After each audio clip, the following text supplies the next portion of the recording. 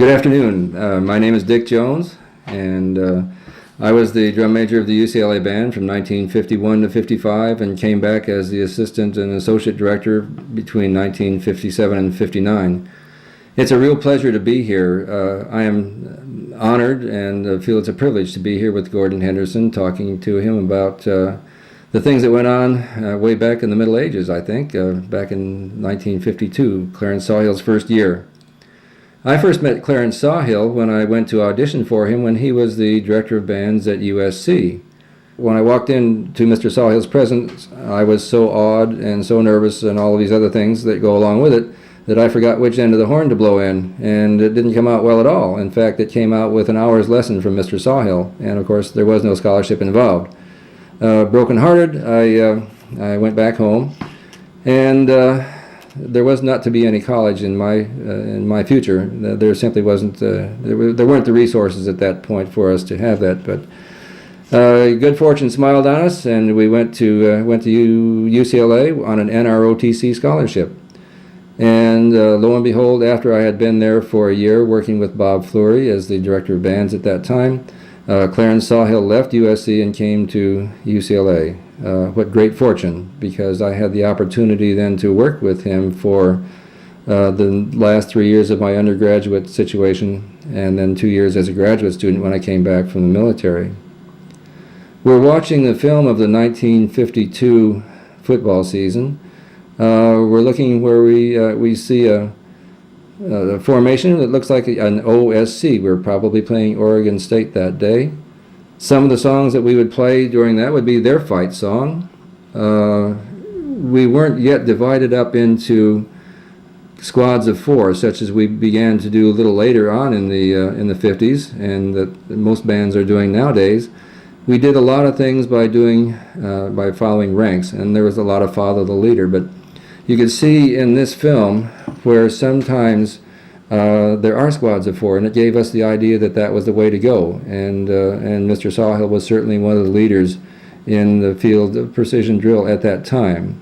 And he and Kelly James and I kind of put our heads together and kind of figured out what we could do to make life a lot more easy for the people who were playing on the field.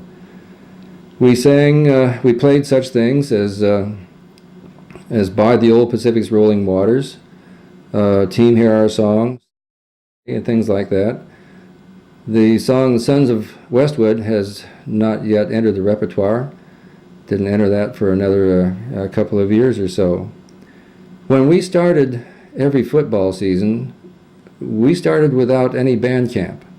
If we came to school on Monday and there was a game on Friday, or rather on Saturday, so be it.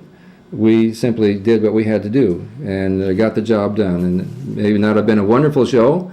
We may have stood out there in the center of the field and done a few things and with very few 6x drills or something like that, but that would be about the end of it. There was no band camp. We rehearsed about 3 days a week, as I recall, probably 6 hours a week or so. And during that time, we tried to prepare a pretty standard pregame show and tried to make the halftime shows different for every home game. The only away games that we played during my 3 years as an undergraduate were at Cal and Stanford.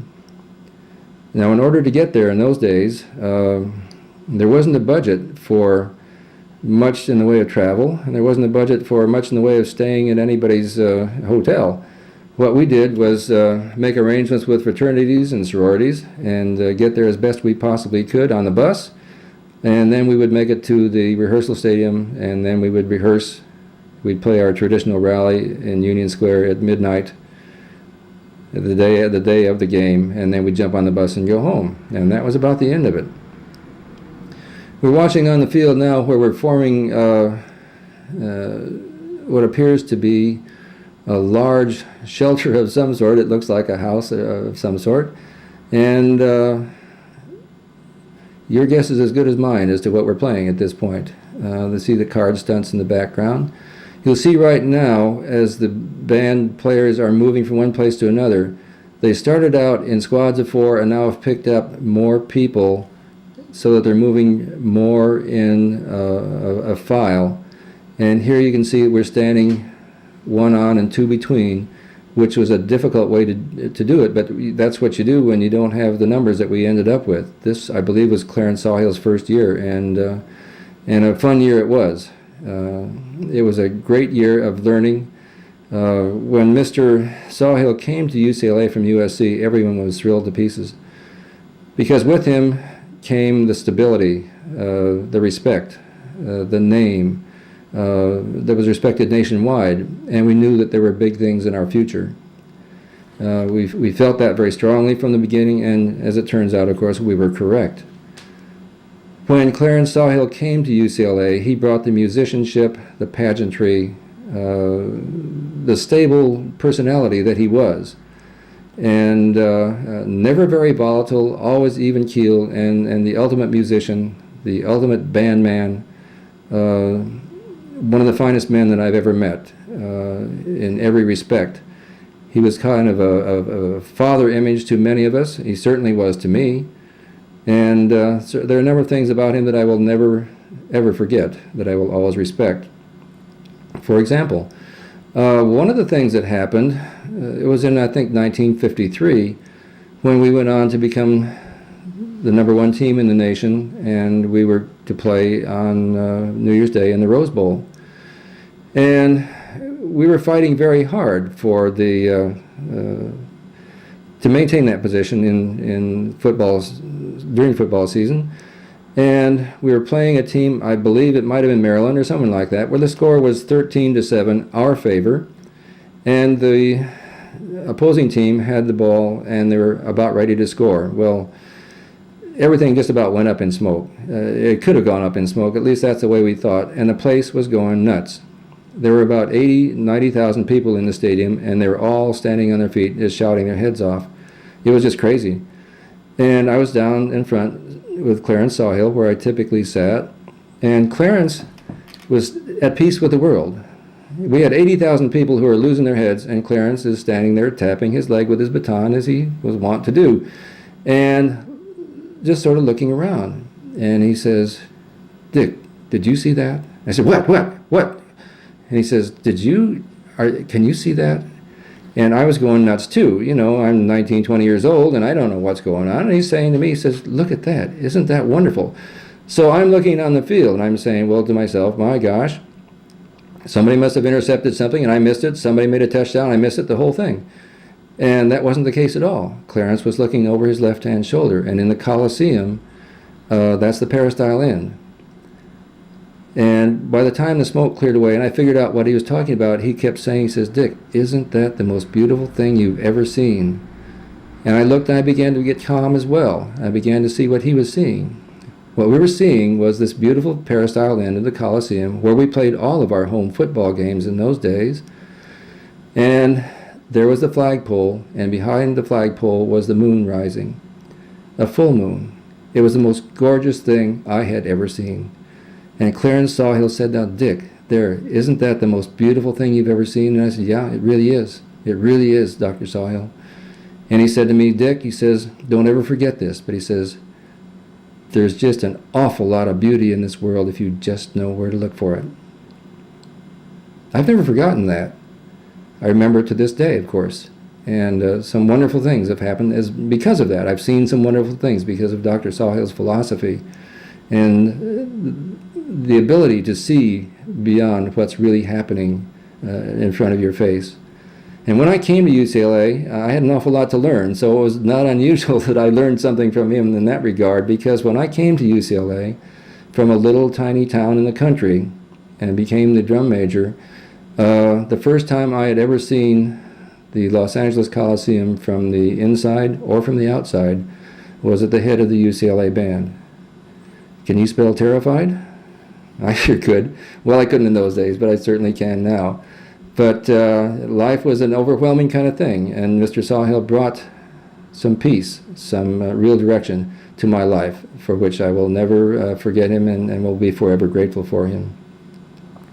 What we're looking at now is a high school band day, which is the closest thing to an organized chaos of anything I've ever been involved in.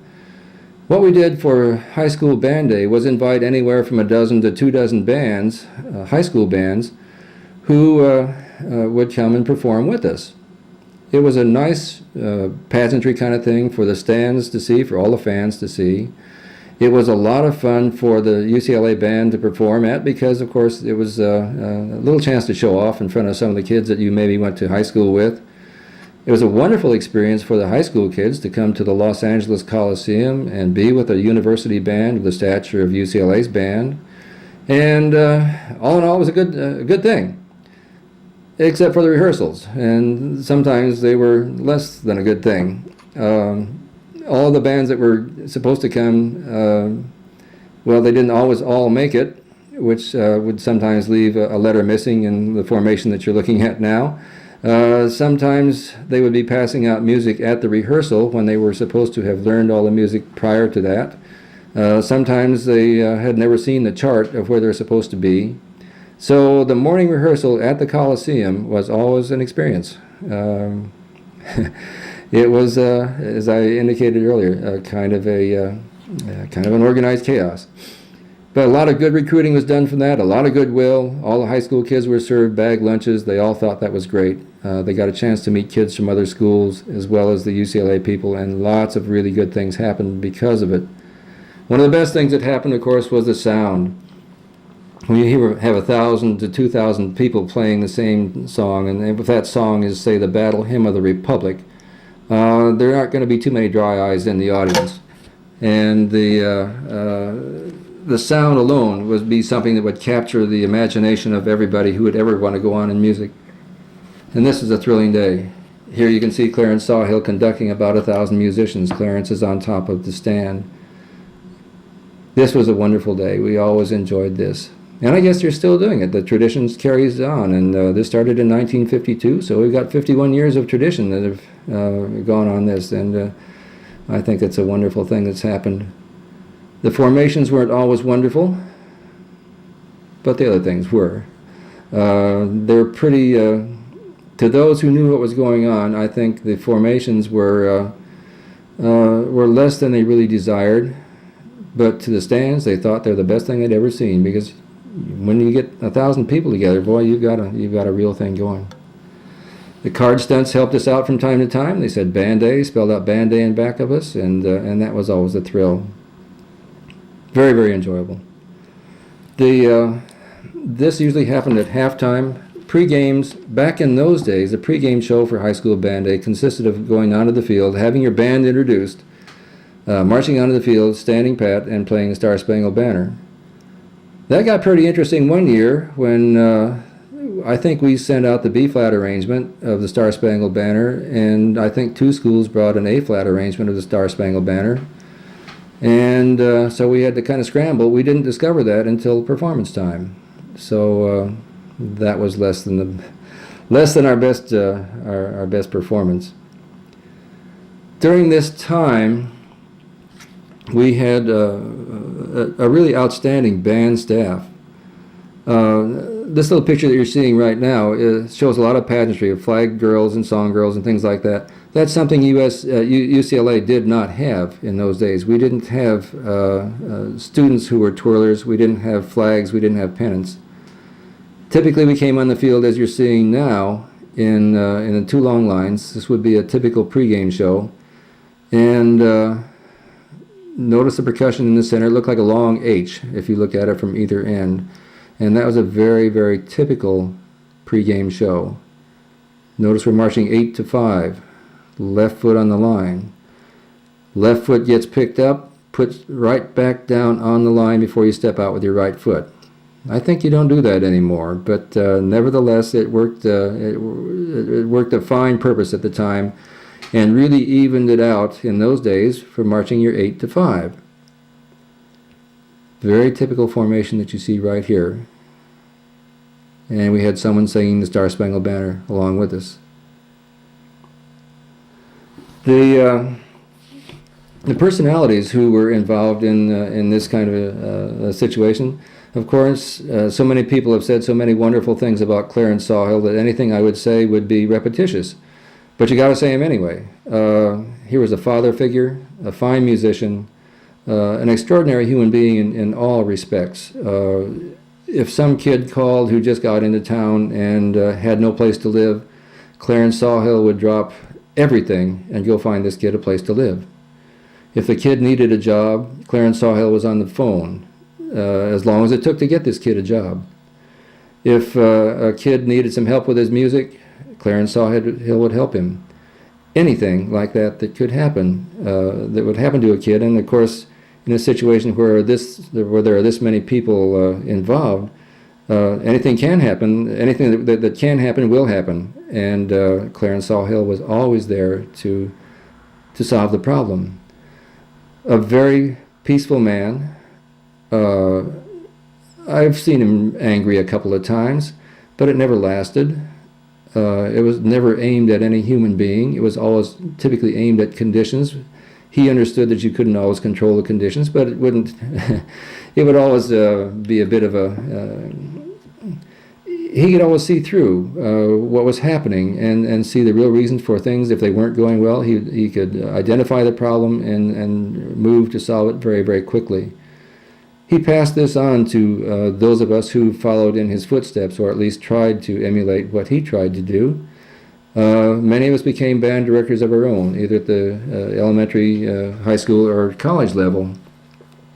Those of us who did that had a store of knowledge that just seemed to never end.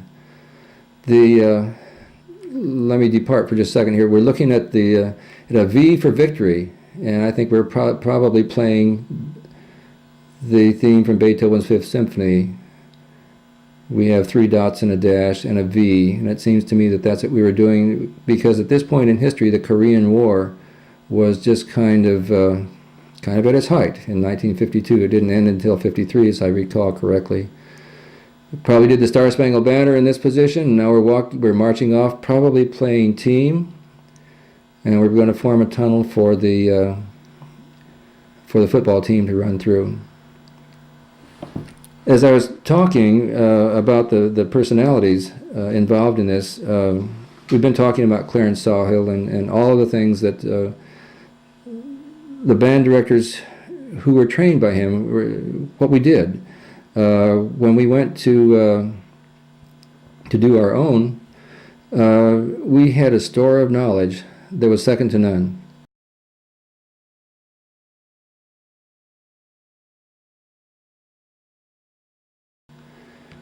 We had arrangers such as David Baskerville. David Baskerville, I believe, came to us in about 1953. And Dave Baskerville had a reputation as a studio musician and a very, very fine trombone player. I can't recall whether or not he was a TA or whether he was hired as an assistant professor or what it was. But he taught a little bit of conducting, but mostly he taught band scoring and band arranging. He was with us for the remainder of my career, meaning that he went from at least 1953 to 1957. When I came back from 1953 to 1955. When I came back in 1957, Dave was director of the International Order of Foresters Band, which was called the Robin Hood Band, which did the Rose Parade each and every year. Dave was a fine arranger, did a lot of really good things. Not in the style of Frank Erickson. Frank Erickson was more solidly into football at that time and wrote 5-part things, which of course have become the tradition nationwide. And Frank Erickson was the one from whom Kelly James learned the most. Dave Baskerville was right before that and did an excellent job for us in getting things done on the football field. About the time that Dave Baskerville was doing his job as associate band director, the band manager was a fellow named Tom Fitzgerald. Tom Fitzgerald, though short in stature, long in ability, was just a super guy, very personable, easy to get along with, and made a nice career for himself as a high school band director. He was a drummer and very personable. Everybody liked Tom. Lots of fun to be around. On Jan's Steps, we had that was a favorite place for us to take pictures, and I'm counting the boilers in the back there, and I'm seeing a couple of them missing, but that's okay. You couldn't all get out of class and physics labs at the same time. The front of the band, of course, you have the percussion section, and Clarence Sawhill on the left. I'm standing behind him. On the right-hand side, you have Dave Baskerville in the front, standing where the assistant director would stand, and behind him is a fellow named Don McCampbell. Don McCampbell went to school at Long Beach City College, where I ended up as a faculty member and administrator. Don was a fine twirler, and as I understand it, was a fine drum major after I had left. He married a young lady named Barbara Hawks, which put him in the industry. Barbara Hawks was Howard Hawks' daughter. I don't know what he's doing for a living now, but he was a fine twirler and a fine gentleman. He was lots of fun to be around. Somewhat of a character. Didn't play any musical instruments that I know of, but boy, he could sure twirl. Kelly James, of course, was on the scene at that time. A number of people probably know the fact that Kelly's claim to fame as a performer was a bass drummer, and a fine one at that. And when Kelly came to UCLA, he came as a graduate student, and he and I came about the same time, which is to say about 1951.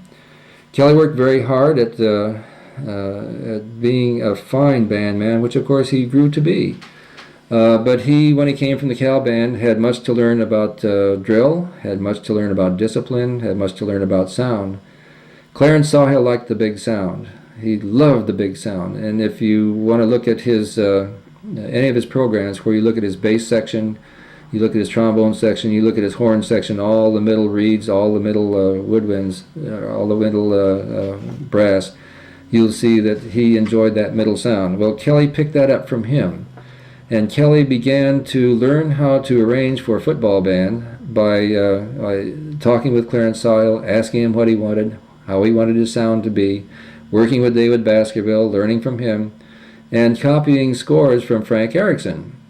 Frank Erickson was the arranger for the USC band, and USC had fine arrangements. They didn't always have the best players in the world, but they had some real fine arrangements. So Kelly learned, like so many of us did when we were music majors, learned about how certain composers like Mozart or Beethoven, how they wrote by simply copying their scores, one after another, after another, after another. Well, Kelly did exactly the same thing with Frank Erickson until he got to be, in certainly our opinion, the equal of Frank Erickson as a football band arrangement, if not better. Kelly did pretty much full-time arranging, as best I knew, until the time when Clarence Sawhill went on sabbatical, which I think was either 57, 58, or 58, 59. I'm not sure which. When Kelly was given the reins of the football marching band, and I was his associate, and Dick Dufalo took over the reins as the incumbent sabbatical replacement for Clarence Sawhill in the concert band and wind ensemble, and I was his assistant as well. Kelly was very, very well established. Kelly was doing a lot of charting, a lot of drilling, and of course when he took over as the interim director, the whole ball of wax was his, and he did an absolutely fine job. Kelly, as I recall, began to bring in such things as pageantry. He began to bring in the flags. He began to have more use of twirlers.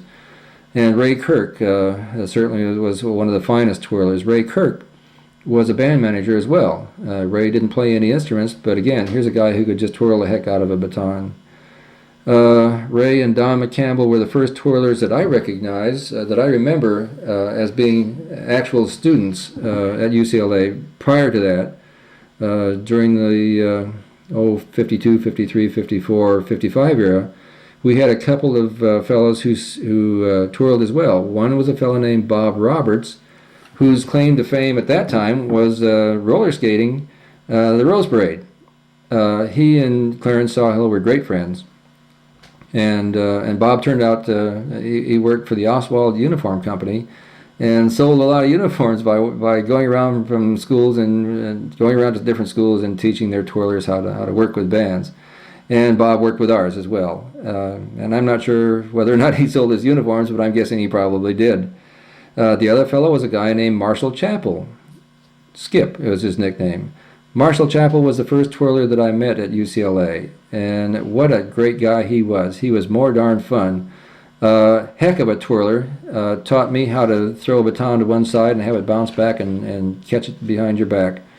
I maybe made 50% of mine. Marshall could make about 99% of his, but what a heck of a guy. But when we did the Rose Parade and the Rose Bowl game in 1954, our twirlers were Marshall Chapel and Bob Roberts, who, as best I know, were not students at that time.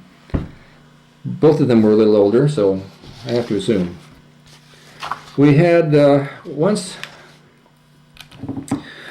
the music building was built, we had a new place for our pictures to be taken. And the one that's in front of us right now that we're looking at is looking straight across at the art building. I guess it has a name now. It's Dickinson Hall or Plaza or something like that. Anyway, this was a really big deal to us. When we came back from the service and we're doing graduate work from 57 to 59, my wife worked right across the street in the administration building, and we used to let our dog run loose here while we were waiting to pick her up from school. And there was no Schoenberg Hall, there was no music building.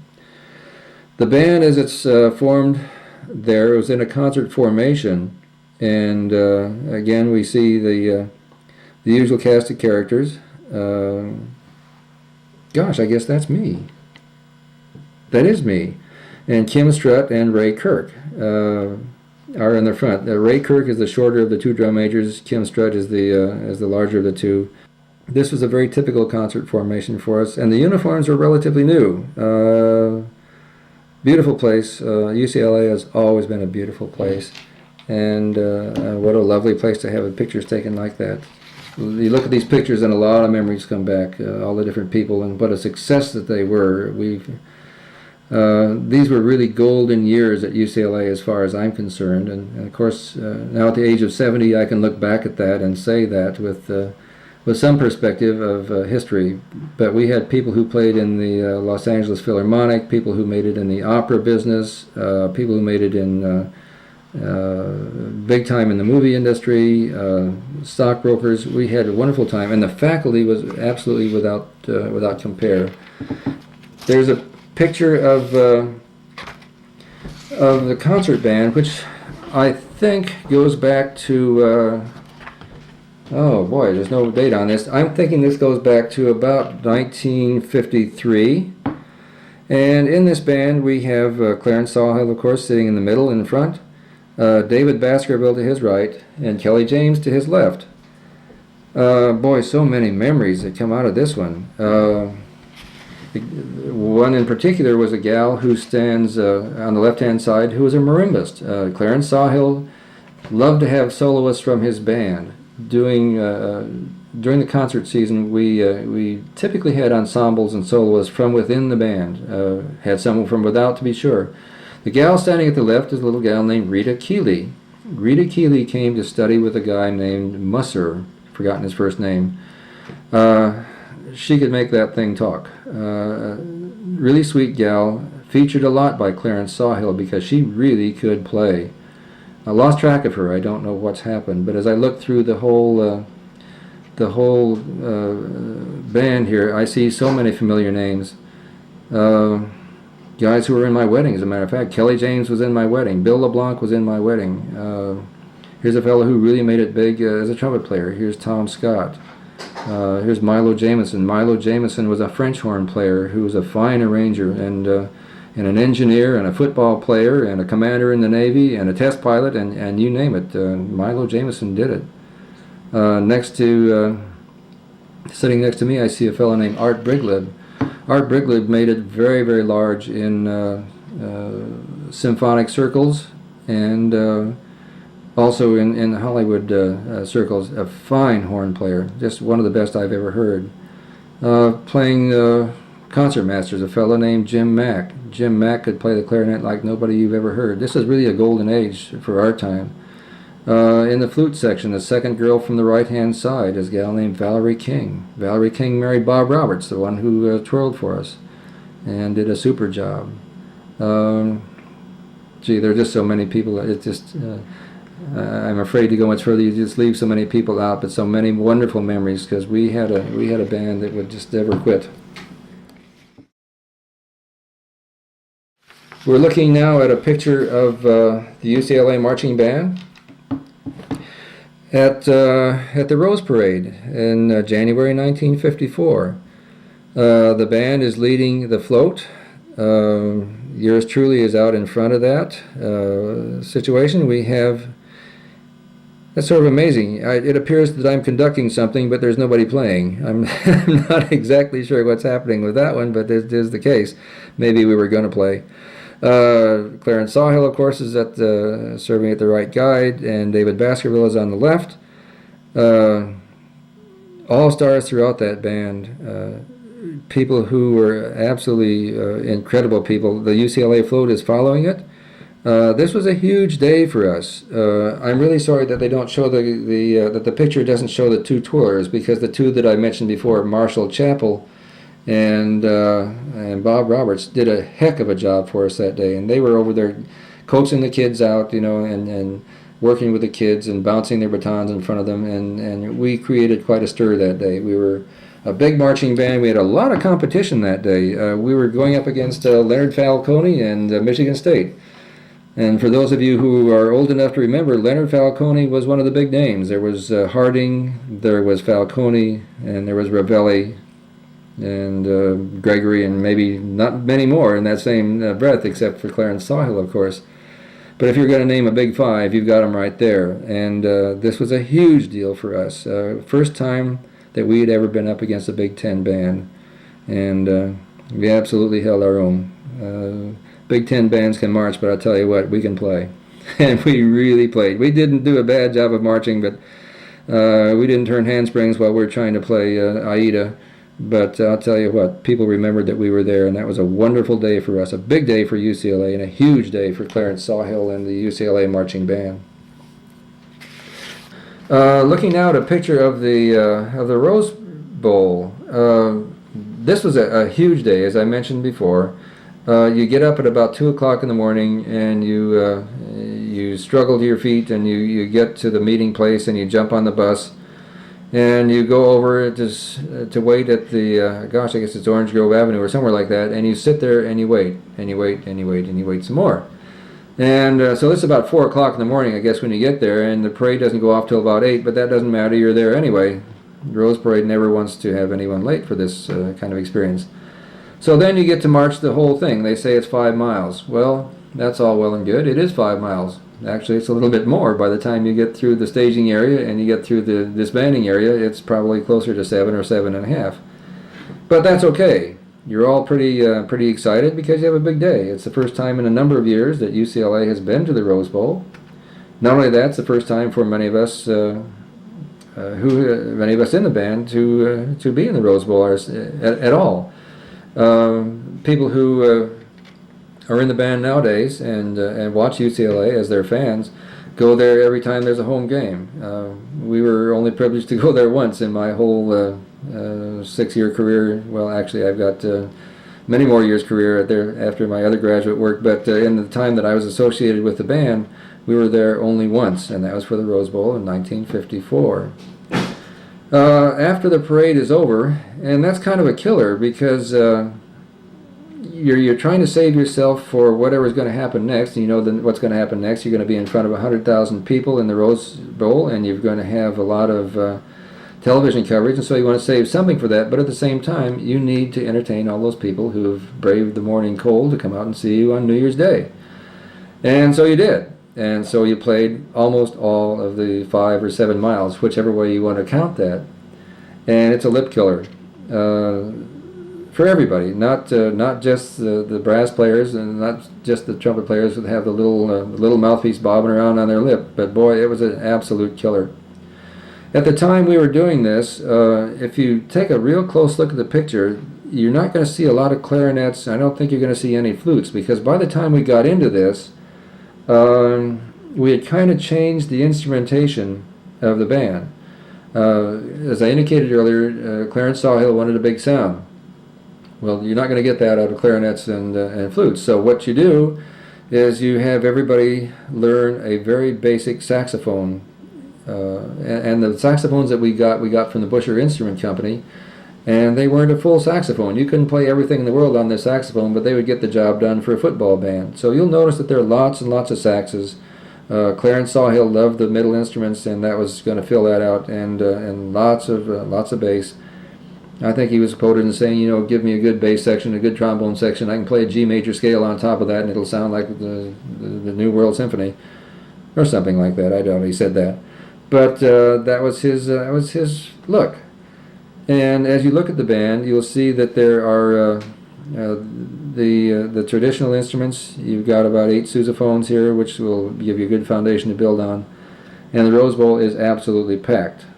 We're standing in one long line across this thing, but that was a rich, full day. As I mentioned, we were up about 2 o'clock. We did the parade, and fortunately, we were through fairly early because when the parade was over, we went over to a field and we rehearsed. So here goes the lip some more, and but of course you're high. We got a bag lunch, I think, that day, which may be one of the few times that we had anything furnished for us to eat, but we did. And as we got to the Rose Bowl, we all sort of stood in awe. This was the first time that I had ever seen the Rose Bowl, inside or out, as my first performance at UCLA was the first time I had ever seen the Coliseum, inside or out. But you're too nervous, you're too excited, too anxious about your performance really to worry about all the people who are watching you. You just want to do well. And so as you walk down the short tunnel at the Rose Bowl and onto the field, it's an awe-inspiring thing because this is an absolutely beautiful place to play. You've got all these people who are there for the express purpose of seeing one team or the other. There are no ulterior motives, and you are there to make it worth their while. I don't remember what we played for our entrance. We did end up in one long line on the field. Clarence Sawhill liked either one long line or 2 long lines. It gave us a real operating point to lead from. We can do lots of things once you get in those formations. At one point, and I don't remember whether or not we did this, but we were going to come into Elsa's Procession to the Cathedral by Wagner. Well, that's a big sound. That's a huge sound, and one Clarence Sawhill would really love. The problem is, it's in 3. Well, you're used to marching 4 all your life, and now you're marching 3. And I can't remember for the life of me whether or not we did that, but I think we did march to Elsa's Procession to the Cathedral in one of these entrances, which was an exciting thing. As a drum major, and you're trying to teach and help your director and your assistant directors teach drills and which foot goes where and when. Teaching to march on 3 is an exciting experience. Can't tell whether, I think this is going to be halftime because it looks to me as if the Michigan State Band is disbanding. And it looks like our football team is out there ready to go, and the Michigan State football team is coming on the field. We lost that game. A guy named Billy Wells, who just died here about 3 months ago, captured a punt on us and ran it back for a touchdown, and we lost the game. We didn't lose the day, though. The day was an absolutely wonderful day. And when we finished the warm-up in the morning, the parade in the morning, the rehearsal, and the game, I'll tell you what, there wasn't a C major scale left in anybody's lip. And even though we lost the game, there was an excitement and an exhilaration, something that a UCLA band had not done. At least in the lifetime of the people who were in the band itself. It was an absolutely thrilling experience, one that we felt we did extremely well. I think the band, led by Clarence Sawhill, covered itself with glory that day, and I can't think of anybody who performed that day who will ever forget it, or whoever would feel that we did anything but a top-notch job.